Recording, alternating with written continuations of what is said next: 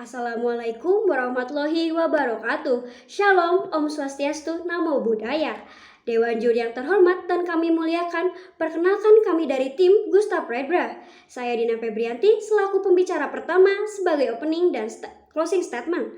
Bersama dua rekan saya, Oliver Nathanael selaku pembicara kedua dari pihak pro, dan Nanda Viko sebagai pembicara ketiga dari pihak kontra.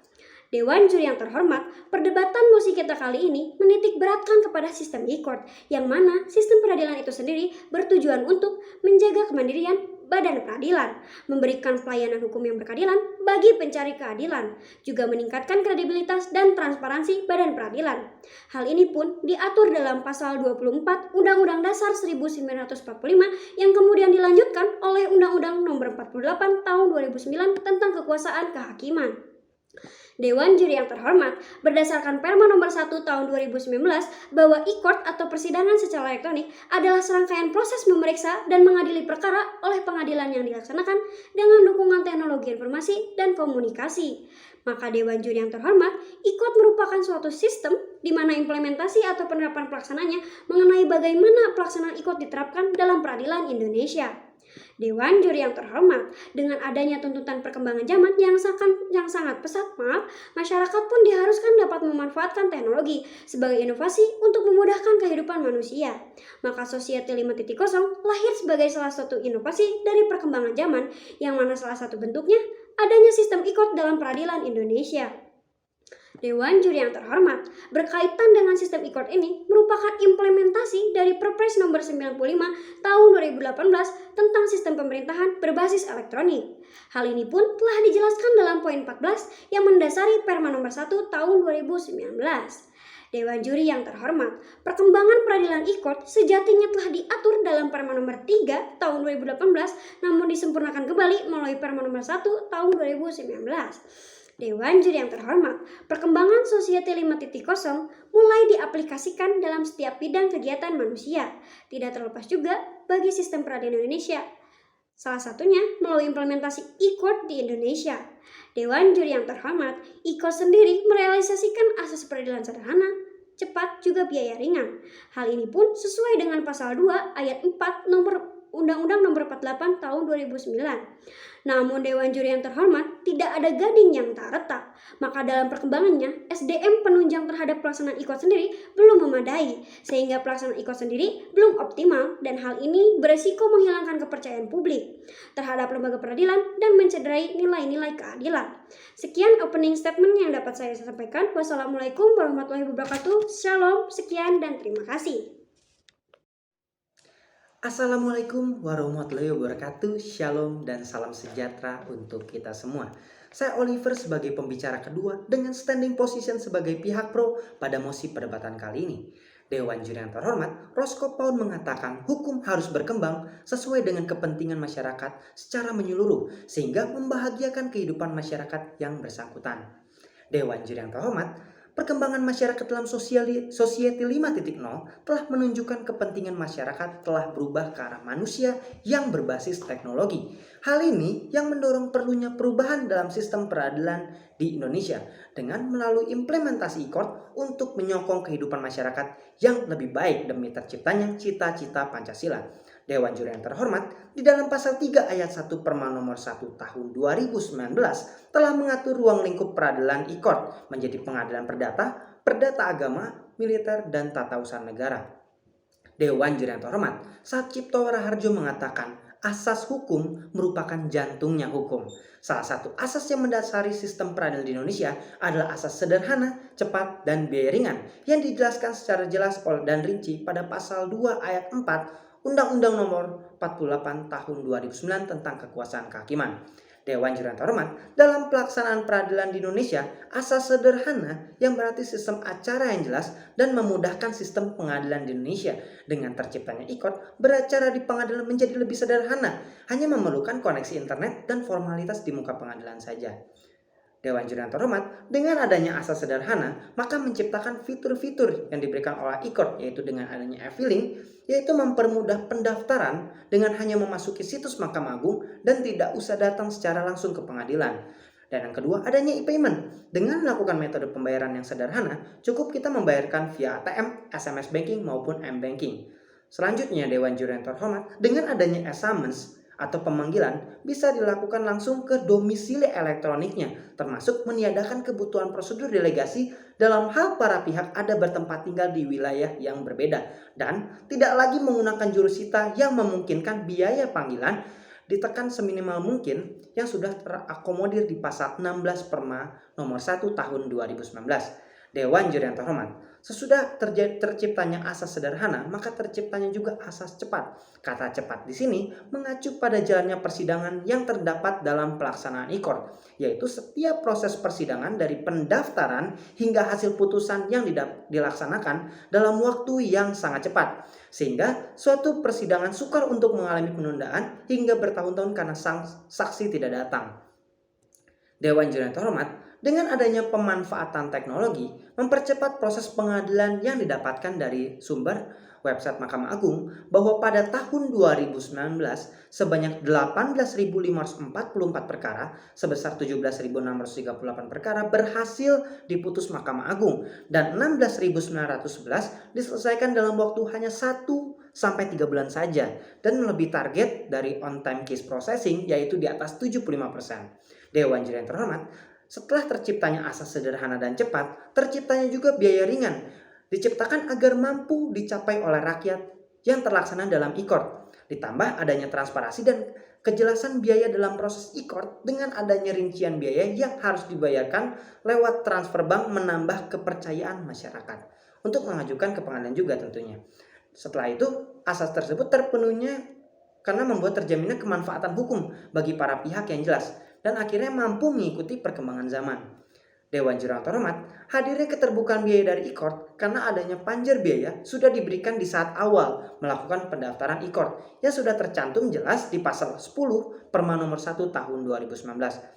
Dewan Juri yang terhormat, adanya e-filing, e-summons, dan e-payment telah diakomodir di dalam Perma nomor 3 tahun 2018. Sedangkan persidangan secara online atau e-litigation telah diatur di dalam Perma nomor 1 tahun 2019. Dewan Juri yang terhormat, adanya e-court merupakan sebuah perkembangan teknologi dalam sistem peradilan yang sudah berlangsung. Seperti di tahun 2007 penggunaan Microsoft Excel dan di tahun 2011 aplikasi Direktori Putusan Mahkamah Agung dan 2014 penggunaan dokumen elektronik. Bahkan pada pokoknya pengajuan perkara melalui e-court berdasarkan persetujuan kedua belah pihak demi penyelesaian perkara yang lebih efektif dan efisien. Maka sudah seharusnya Indonesia harus memperbaiki perkembangan implementasi e-court dalam sistem peradilan di Indonesia. Demikian argumentasi dari kami. Wassalamualaikum warahmatullahi wabarakatuh. Shalom dan terima kasih. Dewan Juri yang terhormat. Assalamualaikum warahmatullahi wabarakatuh. Shalom, Om Swastiastu, Namo Buddhaya, Salam Kebajikan. Dewan Juri yang terhormat dan juga rekan saya dari pihak pro yang saya banggakan. Di sini saya berdiri sebagai pihak kontra terhadap mosi implementasi e-court dalam sistem peradilan di Indonesia. Dewan Juri yang terhormat, sebelum memasuki argumentasi pokok saya, izinkan saya untuk meluruskan kekeliruan berpikir dari rekan saya pihak pro terhadap efektivitas dan juga efisiensi implementasi e-court dalam sistem peradilan di Indonesia. Dewan Juri yang terhormat, Lembaga Ombudsman RI menyatakan bahwa dari tahun 2018 hingga tahun 2020 tercatat lebih dari 500 aduan masyarakat terhadap lembaga peradilan. Aduan tersebut didominasi oleh penyimpangan prosedur dan juga tidak memberikan pelayanan yang optimal. Hal demikian jelas bertentangan dengan tujuan e-court itu sendiri yang sedari tadi rekan saya pihak pro paparkan, yaitu adalah untuk menciptakan lembaga peradilan yang profesional dan juga memberikan pelayanan yang optimal, karena pada faktanya masyarakat masih mengadukan terhadap profesionalitas dan juga pelayanan yang diberikan oleh lembaga peradilan itu sendiri. Dewan Juri yang terhormat, dalam Undang-Undang Dasar 1945, Pasal 1 Ayat 2 menyatakan bahwa kedaulatan berada di tangan rakyat. Hal ini menyarankan bahwa kehendak rakyat berada di atas kehendak negara. Maka dari itu, bila mana rakyat telah tidak setuju terhadap salah satu kebijakan negara, maka negara memiliki kewajiban untuk membatalkan kebijakan tersebut. Dewan Juri yang terhormat, seperti yang kita tahu bahwa untuk menciptakan peradilan yang unggul di Indonesia, aspek kepercayaan publik terhadap lembaga peradilan merupakan salah satu aspek terpenting. Namun, kepercayaan publik terhadap lembaga peradilan justru terancam karena kinerja dari lembaga peradilan itu sendiri yang tidak efektif dan juga tidak efisien. Hal demikian juga berisiko mempengaruhi terhadap perlindungan hukum yang diberikan oleh lembaga peradilan dan juga cenderung akan mempengaruhi terhadap nilai keadilan yang ada di masyarakat. Dewan Juri yang terhormat, dalam pelaksanaan ICOT itu sendiri tentu memiliki beberapa sumber daya penunjang, diantaranya adalah sumber daya manusia. Mahkamah Agung dan juga Direktorat Jenderal Peradilan Tata Usaha Negara menyatakan membutuhkan waktu 2 hingga 3 bulan agar sumber daya manusia di tingkat pusat menguasai mekanisme ICOT itu sendiri. Lalu, butuh waktu berapa lama untuk sumber daya manusia di tingkat daerah, terutama daerah 3T, yaitu daerah terdepan, tertinggal, dan terpencil yang memiliki keterbatasan terhadap akses infrastruktur, terutama akses infrastruktur listrik dan juga internet yang merupakan akses infrastruktur vital dalam pelaksanaan ICOT itu sendiri. Dewan Juri yang terhormat, di sisi lain tingkat keamanan dari website dari lembaga peradilan itu sendiri masih sangat rentan. Hal demikian dibuktikan pada akhir tahun 2020 tercatat 2 website pengadilan negeri yang berhasil diretas. Hal ini menunjukkan bahwa lembaga peradilan masih memiliki tingkat keamanan website yang masih sangat rendah. Di sisi lain, Dewan Juri yang terhormat, teknis dari ICOT itu sendiri masih menghadapi beberapa hambatan, di antaranya adalah dalam tahapan pembuktian. Alat bukti surat didaftarkan oleh penggugat pada saat mengajukan gugatan, dan alat bukti surat juga didaftarkan oleh tergugat pada saat mendaftarkan jawaban. Lalu, bagaimana lembaga pengadilan akan menguji terhadap keabsahan dari alat bukti surat tersebut bila mana tahapan beracara menggunakan tahapan litigation yang akan menghambat terhadap pembuktian alat bukti surat tersebut. Di sisi lain, Dewan Juri yang terhormat, pemintaan terhadap keterangan saksi dan ahli itu digunakan perantara teknologi komunikasi. Seperti yang telah saya paparkan sebelumnya, bahwa masih banyak terdapat daerah yang masih memiliki keterbatasan terhadap akses infrastruktur teknologi komunikasi ini yang tentu akan menghambat dalam pelaksanaan ICOT itu sendiri. Hetra ineter defecta dan hukum selalu terpincang-pincang dalam menghadapi perkembangan zaman. Dewan Juri yang terhormat, Indonesia memang memiliki cita-cita yang tinggi untuk melaksanakan ICOT itu sendiri. Namun, hal tersebut tidak dibarengi dengan aspek penunjang pelaksanaan hukum itu sendiri, yaitu pembangunan infrastruktur yang merata.